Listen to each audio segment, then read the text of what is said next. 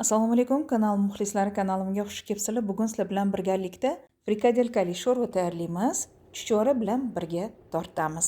Marhamat, tomosha qiling. Qozonga sovuq suv solamiz. Suyakli mol go'shtidan solamiz va bitta ilik suyi solamiz. Faqat ilik suyaklar solib ham tayyorlasanglar ham bo'ladi. Qaynashini kutamiz. Qaynab chiqqandan keyin qora ko'piklarni olib tashlaymiz. Shundan so'ng sabzavotlar solamiz. Yaxlit piyoz solamiz, yaxlit sabzi solamiz, bulg'or qalampiri, selderey poyasidan solaman. U ham sho'rvani mazali qiladi. Bitta yaxlit pomidor solamiz. Qaynab chiqishini kutamiz. Qaynab chiqqandan keyin aralashtirib olamiz, tuz solamiz. Tuzni aniq miqdorini aytolmayman, o'zingizlar qarab, tabga ko'ra solasizlar. Sho'rvamiz endi 1,5 soat, 2 soat miltillab qaynab turadi. Biz bu yerda frikadelka tayyorlab olamiz.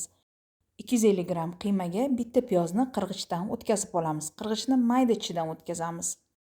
1,5 osh qoshiq miqdorida mannaya kruppa solamiz. Bundan tashqari tuz va ziravorlar solamiz. Demak, maydalangan zira, maydalangan qora murch sepib olamiz.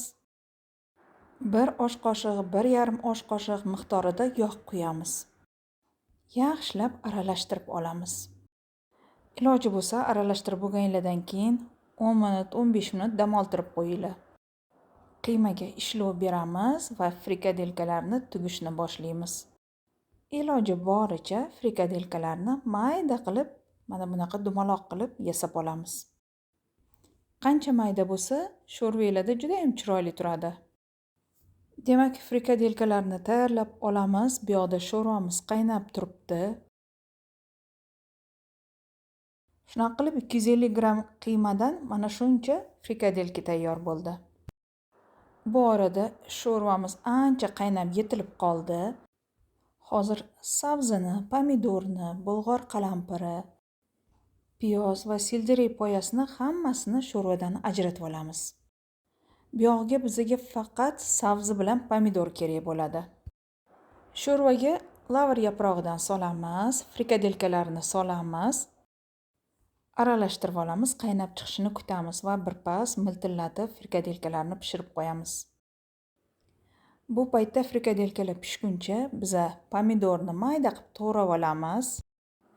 Avval ustidagi po'stlog'ini olib tashlaymiz. Po'stlog'i oson olinadi. Pomidor ancha qaynadi, shuning uchun mana shu tarelkaning ustida pichoqda maydalab tashlaymiz. Osongina maydalanadi. Pomidorni men sho'rvaga qaytib solaman, chunki sho'rvaga ozgina rang berish kerak. Sabzilarni esa chiroyli qilib bo'laklarga bo'lib olamiz.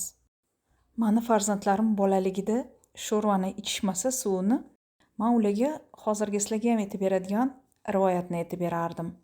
Podshohning oldiga sho'rva olib kirishganda sho'rvasini alohida donlarini, ya'ni go'sht, kartoshka, sabzilarni alohida olib kirishar ekan. Podshoh go'sht, kartoshka, sabzilarni o'zi yeb, suvni xizmatkoriga berar ekan, ya'ni sho'rvasini. Borgan sari xizmatkor kuchga kirib, serqomat bo'lib boraveribdi. Podshoh esa borgan sari ozib, to'zib, kasalmand bo'lib qopti. Shundan so'ng podshoh tabibni chaqiribdi va sababini so'rabdi. Tabib nima ovqat yeyotganligini so'rabdi podshohdan. Podshoh bor gapni aytib beribdi. Shunda tabib aytibdi: barcha vitaminlar sho'rvani suvdaligini podshohga tushuntiribdi. Men oldindan chuchvaralarni tayyorlab morozilnikda saqlayman. Suyuq ovqat tayyorlasam to'rtta ichiga solib yuboraman. Chuchvaralarni ham suvga solib pishirishni boshladim. Bundan tashqari go'shtli, kartoshkali pirog tayyorladim. Videosini sizlar ko'rib bo'ldinglar. Taom deyarli tayyor bo'ldi. Chuchvaralar solamiz, sabzi, frikadelkalarni solamiz, sho'rvani suvidan quyamiz, vitaminlarga boy. Ko'kat sepamiz va dasturxonga tortamiz. Suyuq taom juda mazali chiqdi. Xo'jayinim sho'rvani maqtab ichdilar. Bu esa go'shtli kartoshkali pirog. Rivoyatdan xulosa qilib shuni aytmoqchimanki, go'shtdagi hamma mazza, sabzavotlardagi mazza hammasi sho'rvaga chiqqan. Shuning uchun suyuq taom mazali chiqadi, suyuq taomga yetadigani yo'q. To'g'rimi muxlislarim? Shunday qilib azizlar, keyingi videolarimda g'oyibona ko'rishguncha Allohga omonat bo'ling. o'zingizni ehtiyot qiling. Bu katta kosadagi taomni suyeli go'sht bilan tortdim.